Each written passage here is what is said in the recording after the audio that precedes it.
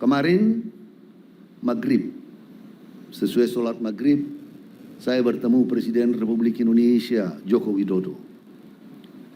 Beliau memanggil saya dan saya sampaikan, baru beliau pulang dari IKN, saya sampaikan kepada beliau, Bapak Presiden, siapapun pimpinan saudara nantinya, saya tahu pimpinan yang akan datang, yang 9.30 akan dilantik, sahabat saya di Balek. Orang yang rendah hati, orang yang selama ini bekerja sama dengan saya dalam prolegnas, dalam membahas beberapa undang-undang, dan saya meminta kepada saudara, dukung beliau. Para petarung itu harus tahan panas menghadapi badai apapun. Itu petarung yang sejati. Yang saya hormati dan banggakan kolega saya dan sahabat saya, anggota 1 Badan Pemeriksa Keuangan Bapak Nyoman Hadi Suryatmo. Dan tentunya senior-senior saya, pendahulu saya di Kementerian Hukum dan HAM, hadir senior paling tua Bapak Utoyo Usman, Prof. Yusril Ishamahendra, Abang Anda Andi Matalata. Dulu waktu saya bersama beliau Komisi 3. Beliau di Komisi 3, Pak Hamid Awaludin yang menjadi menteri. Tiba-tiba berhembus kabar reshuffle. Saya bilang sama Pak Andi, congratulations.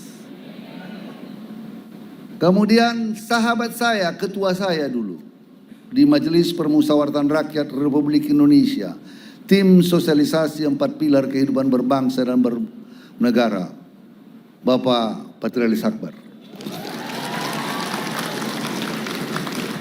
Sahabat saya, kolega saya, Pak Amir Samsudin, sama-sama lahir tanggal 27 Mei. Jadi kalau beliau ulang tahun, kita sama-sama ulang tahun. Dan yang mewakili kementerian lembaga, seyogianya Pak Menteri ATR hadir, tapi oleh karena ada pelantikan menteri baru, maka beliau ke istana, maka diwakilkan oleh Pak Sekjen.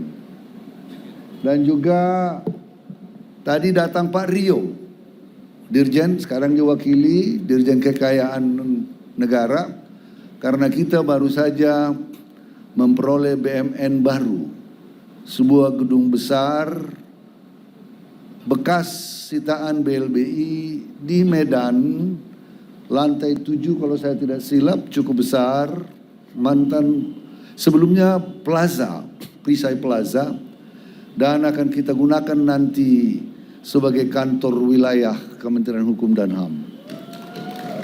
Saya harapkan ini menjadi legasi terakhir. Saya betul-betul mempush, karena kantor Kanwil kita yang ada di Sumatera Utara sudah sangat tidak layak. Dan para pimpinan lembaga hadir juga dari Taspen, dari Prodia, dari Arsip Negara, dan lain-lain yang tidak dapat saya sebut satu persatu.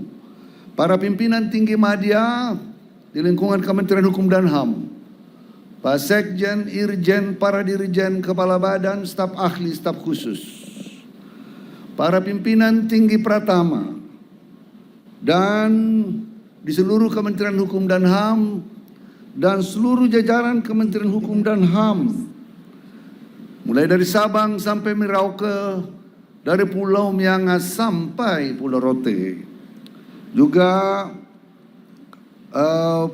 para pendahulu-pendahulu kita yang menjabat, para pejabat eselon 1 Kementerian Hukum dan HAM, mitra kerja Kementerian Hukum dan HAM, pimpinan BRI, pimpinan BNI, Mandiri, pimpinan Bank Syariah, dan pimpinan Jawa Barat.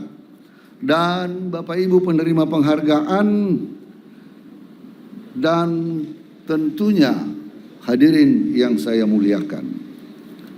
Bapak Ibu sekalian, pertama-tama kita ucapkan puji syukur kepada Tuhan yang Maha Kuasa.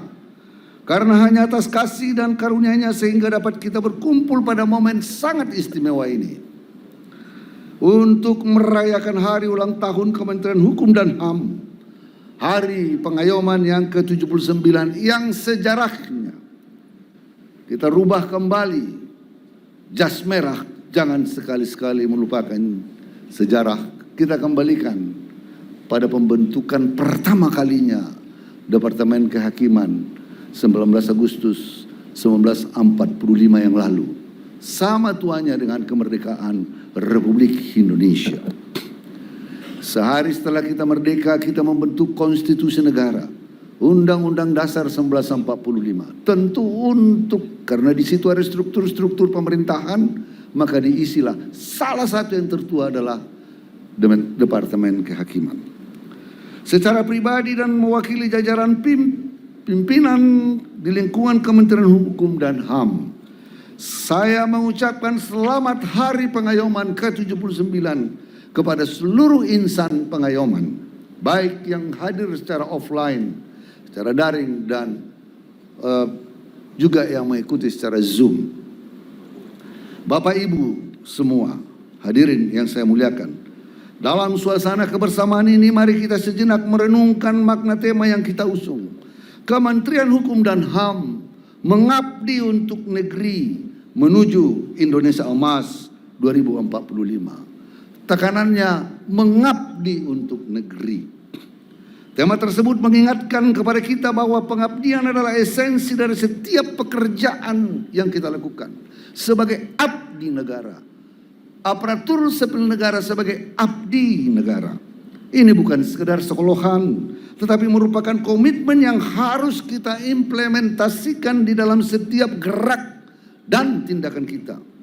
Pengabdian kita kepada negeri tercinta melalui penguatan hukum dan perlindungan hak asasi manusia dan pelayanan publiknya adalah tugas mulia yang harus kita jalankan dengan penuh rasa tanggung jawab dan diikuti dengan loyalitas dan integritas. Loyalitas kepada bangsa dan negara, tentunya juga kepada pimpinan. Lebih dari itu, mengabdi untuk negeri berarti kita harus siap memberikan yang terbaik. Bukan hanya dalam tataran pelayanan publik, tetapi juga dalam kepastian hukum, perlindungan hak asasi manusia, serta pembentukan regulasi yang berpihak kepada masyarakat. Kita harus dapat menjadi garda terdepan dalam mewujudkan negara hukum yang berkeadilan dan demokratis. Bapak, Ibu, dan hadirin yang saya muliakan, pada tahun ini memiliki makna yang sangat istimewa.